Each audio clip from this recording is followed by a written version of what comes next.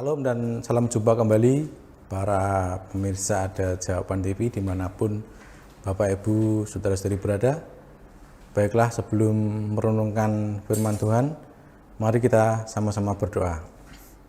Bapa kami dalam surga, kembali kami menghadap hadirat-Mu pada pagi hari ini, menaikkan ucapan syukur terima kasih untuk penyertaan-Mu sepanjang malam, sepanjang hari sudah kami lewati, dan kami mau memulai akan aktivitas di hari yang baru ini.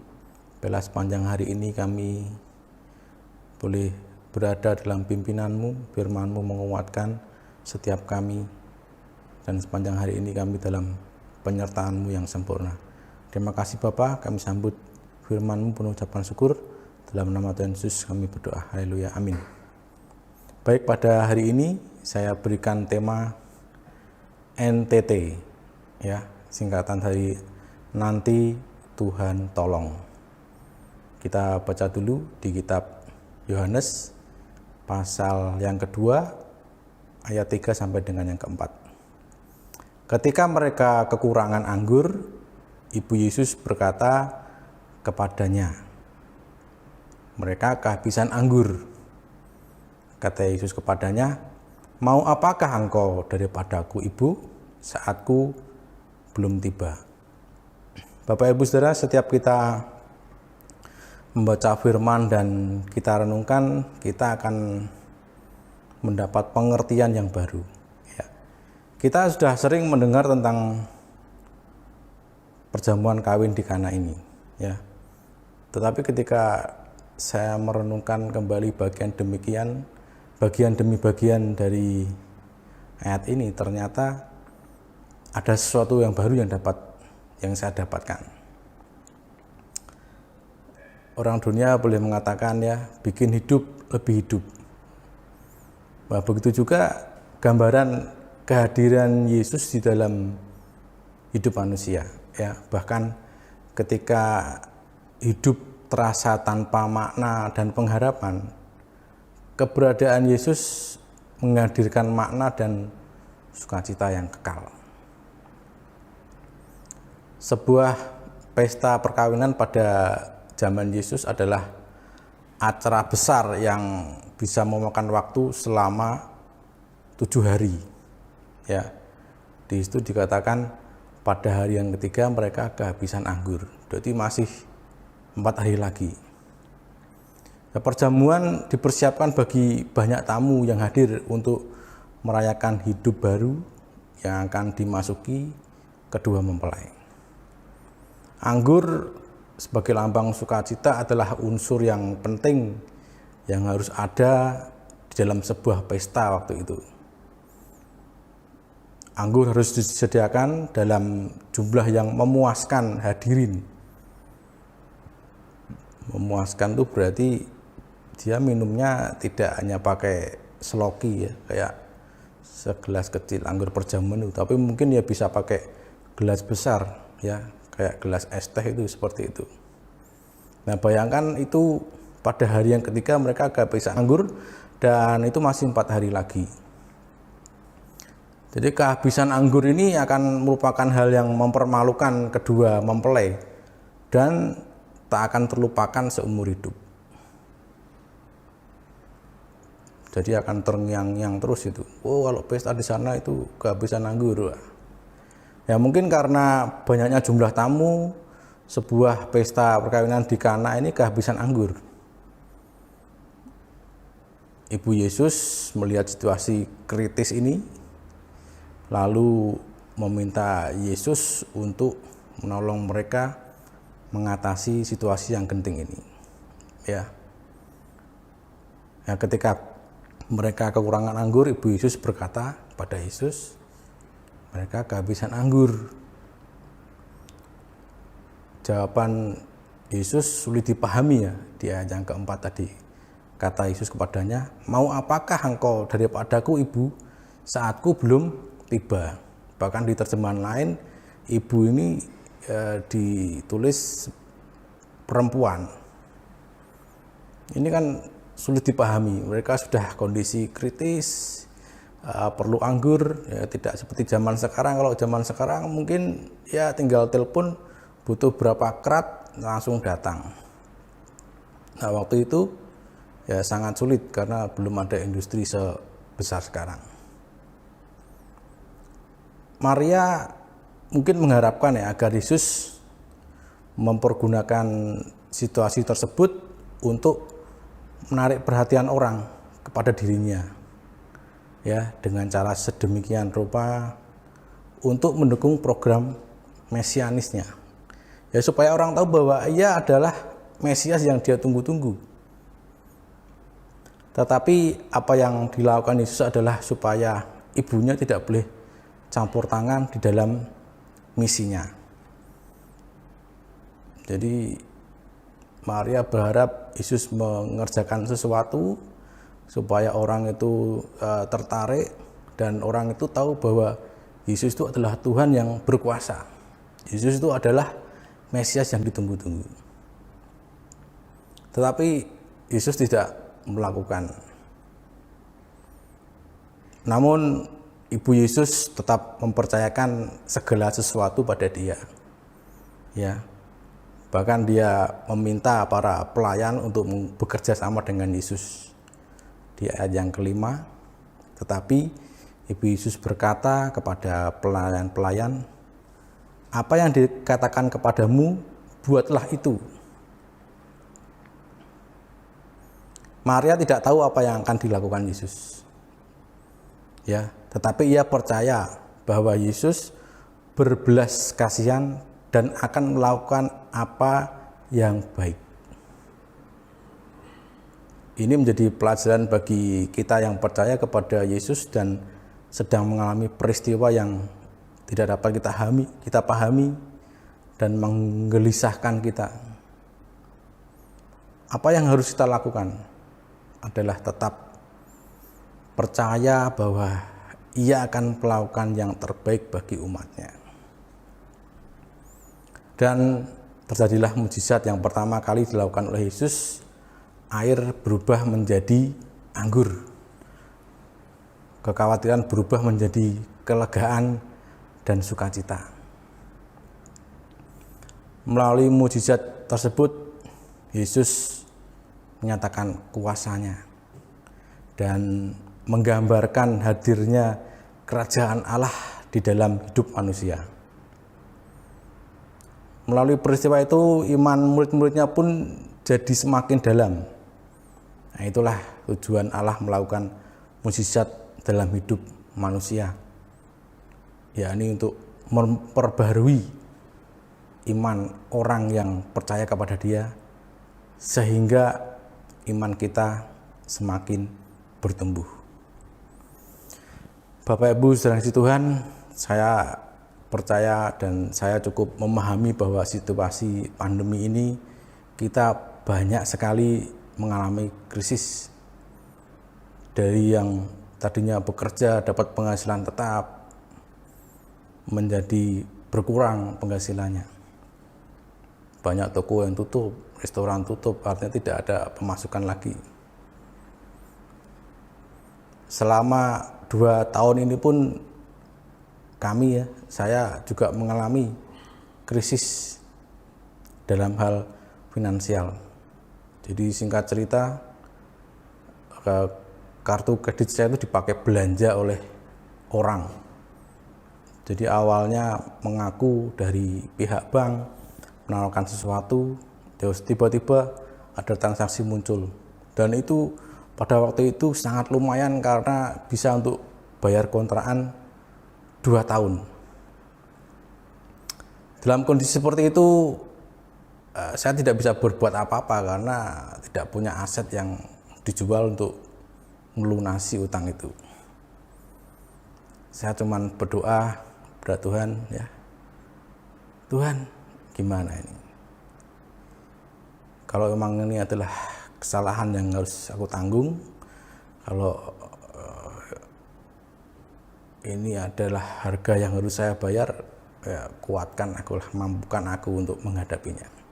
Saya tidak mau melibatkan keluarga besar, minta bantuan ke mereka. Saya tahu ada beberapa teman yang cukup mampu untuk saya pinjami, tetapi saya tidak melakukan itu. karena ya saya tidak yakin dia bisa mempercayai saya bahwa saya akan melunasi, saya akan mengembalikan pinjaman.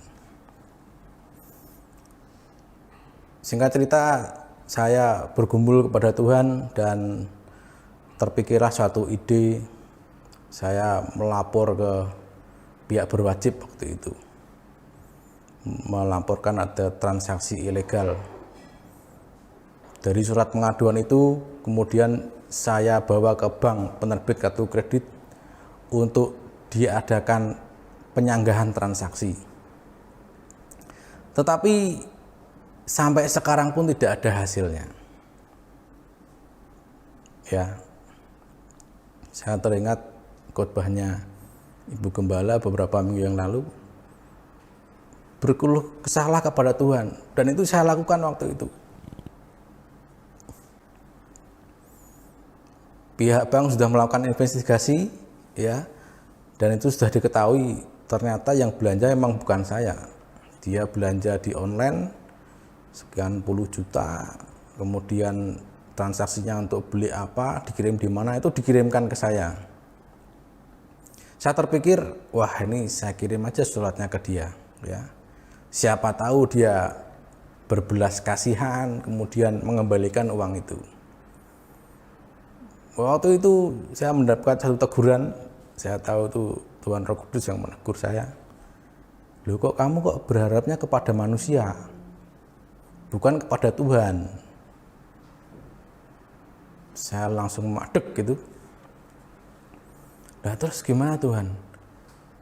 Manusia yang maling uangmu kamu harapin untuk mengembalikan, mana ada maling mengembalikan uang yang sudah diambilnya itu? Ya sudah Tuhan, kalau memang ini harus aku jalani ya kuatkan. Tapi ini sayang Tuhan, saya bilang gitu. Sekian juta harus membayar tagihan minimal, sedangkan orang lain itu adalah gajinya mereka sebulan.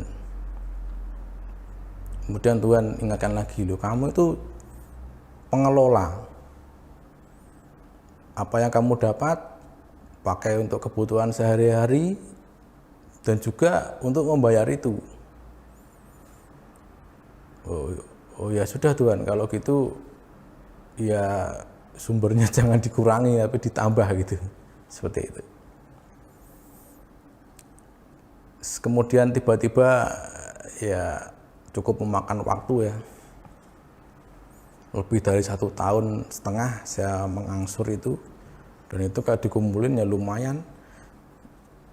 Ada seseorang menelpon saya, orang ini dari satu instansi yang kira-kira 10 tahun yang lalu tuh saya bantu untuk mengadakan penelitian, dan sekarang dia mau merealisasikan untuk membuat laboratorium, dan saya ditunjuk untuk pengadaan barang-barang itu.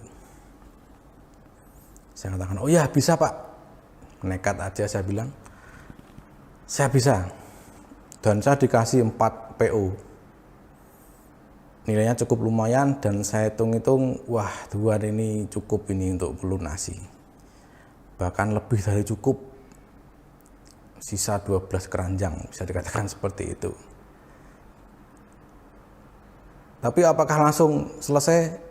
Prosesnya adalah saya harus menyediakan 4 perusahaan, dan saya tidak punya. Akhirnya saya harus meminjam ke 4 orang, dengan resiko bahwa uangnya itu bisa saja tidak digaskan ke saya. Dari 3 orang baru saya kenal, 1 orang adalah teman sendiri. Ternyata dari ke-4 ini, yang 3 ini sudah langganan ke instansi itu, jadi cukup bisa dipercaya.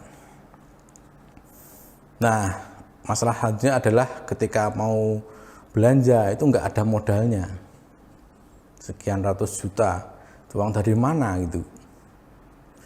Tuhan, piye ini, gimana nih Tuhan? Engkau sudah memberikan jalan, tapi sekarang tidak ada modalnya. Kira-kira bisa terrealisasi apa enggak ini? Nah kemudian saya tunjukkan teman saya yang ke-4 ini, yang punya perusahaan. Oh ya Pak, saya modali ini.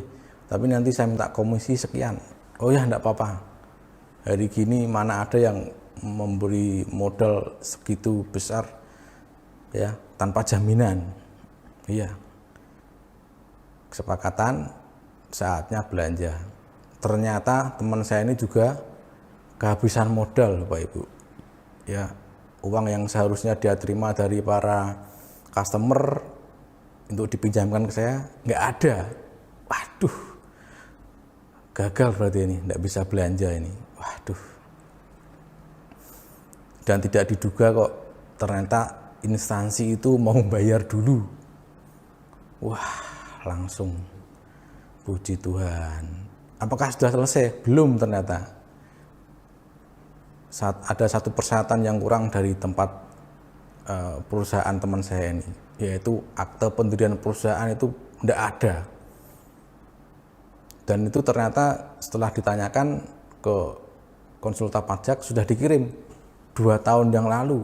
Waduh, nggak ada yang terima, makanya dikirim ke kantor pajak terdekat. Bayangkan, harus ke kantor pajak mencari file yang sudah tertumpuk 2 tahun. Dan itu jam 10 dikasih tahu, batasnya adalah jam 4:30. Kalau lewat dari itu tidak dibayar. Waduh, gimana ini? Ya sudah, berserah aja. Intinya kalau Tuhan sudah buka jalan, ya pastilah dia akan menyelesaikan dengan caranya yang ajaib gitu. Bener, jam 4 itu ketemu. Akte pendirian perusahaan itu ketemu. Dan langsung dikirim via WA, masuk filenya, berkas-berkasnya masuk. Wah, rasanya seperti di padang gurun kena air es itu. Maknyes. 3 hari kemudian langsung ditransfer sekian ratus juta. Akhirnya saya bisa belanja. Apakah selesai? Wah, ternyata belum. Uangnya masih dipakai dulu oleh teman saya itu. Dan sampai sekarang sudah 3 bulan ini masih belum semua diberikan ke saya. Tapi puji Tuhan,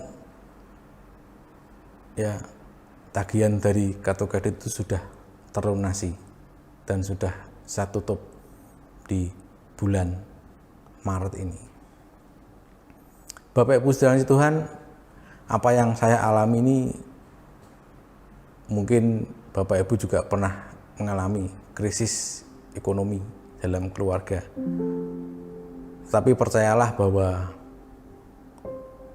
kalau hidup kita itu lurus di hadapan Tuhan, benar di hadapan Tuhan, pasti Tuhan akan tolong gitu. Dan apa yang akan kita kerjakan tuh pasti dibuat Tuhan berhasil.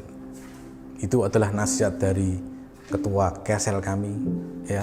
Setiap pertemuan Kersel selalu disampaikan, pastikan bahwa hidup kita itu benar di hadapan Tuhan. Hidup kita lurus di hadapan Tuhan. Nanti Tuhan tolong. Nanti Tuhan berkati. Nanti Tuhan buat berhasil apa yang dikerjakan. Puji nama Tuhan, Bapak Ibu Saudara Saudari yang kasih Tuhan dimanapun Bapak Ibu Saudara berada. Demikian renungan pada pagi hari ini, kiranya bisa menguatkan setiap kita semua ya. Krisis boleh datang, tetapi ada Yesus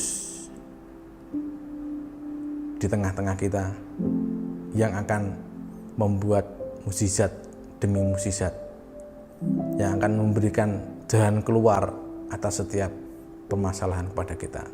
Masalahnya kita berseru kepada Yesus atau kepada yang lain. Mari kita renungkan firman Tuhan ini dalam hati kita. Bapa kami di dalam surga, kami sungguh mengucap syukur kepadamu pada pagi hari ini.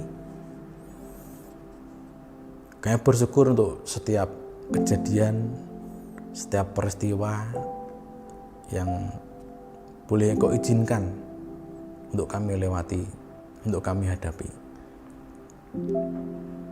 Kami tahu bahwa di balik peristiwa yang kami hadapi ini, Engkau memberikan kekuatan untuk menghadapinya. Engkau memberikan jalan keluar atas setiap permasalahan kami. Dan kami tahu Engkau tidak pernah meninggalkan kami, karena kami adalah umat-umat milik kepunyaan-Mu. Kami berharga di mata-Mu. Terima kasih kepada Bapa yang baik untuk kasih setia-Mu yang tidak pernah berubah dahulu, kemarin, hari ini, bahkan sampai selama-lamanya. Terima kasih untuk berkat-berkat-Mu yang boleh kami terima setiap pagi kami bangun, kami boleh menikmati udara yang segar. Dan terima kasih untuk orang-orang di sekitar kami,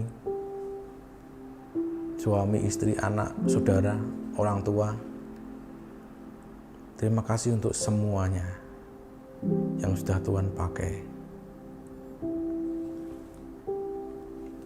untuk memproses kami semua. Terima kasih Bapa, biar setiap firman-Mu ini boleh kami renungkan. Sepanjang hari ini kami ada dalam penyertaan-Mu yang sempurna. Kami semakin yakin, iman kami semakin bertumbuh, semakin kuat, bahwa Engkau adalah Tuhan yang hidup. Engkau Tuhan yang tidak pernah meninggalkan kami. Kalau Engkau sanggup membuat mukjizat 2000 tahun yang lalu di pernikahan di Kana, maka mukjizat-Mu ini juga pasti berlaku untuk kami anak-anak-Mu di zaman yang sekarang ini. Biar kami semua senantiasa berharap hanya kepada-Mu, iman kami tetap teguh kepada Engkau, dan kami boleh menikmati setiap berkat-berkat yang sudah Engkau siapkan untuk kami semua. Kami juga berdoa pada hari ini ya Bapa, untuk setiap pemimpin bangsa dan negara kami. Biar Tuhan tetap memberkati, berikan hikmat untuk Bapak Presiden, Wakil Presiden, para menteri, jajaran MPR, DPR, kepolisian, angkatan bersenjata, sampai pada pemerintah di daerah, gubernur, wali kota, bupati, kecamatan, kelurahan, RT, RW, bahkan di Banjar, klien adat, klien dinas. Tuhan memberkati semua. Kami juga memberkati untuk setiap para penonton Jawaban TV dimanapun mereka berada. Biarlah berkat-Mu turun pada hari ini, dan apapun yang diperbuat menjadi berhasil. Bapa kami yang ada di surga, dikuduskanlah nama-Mu, datanglah kerajaan-Mu, jadilah kehendak-Mu di bumi seperti di surga. Berikanlah kami pada hari ini makanan kami yang secukupnya, dan ampunilah kami akan kesalahan kami seperti kami juga mengampuni orang yang bersalah kepada kami. Dan janganlah membawa kami ke dalam percobaan, tetapi lepaskanlah kami daripada yang jahat. Karena Engkau-lah yang mempunyai kerajaan dan kuasa dan kemuliaan sampai selama-lamanya. Amin. Sampai bertemu pada program berikutnya. Tuhan Yesus memberkati. Saat menangis Tuhan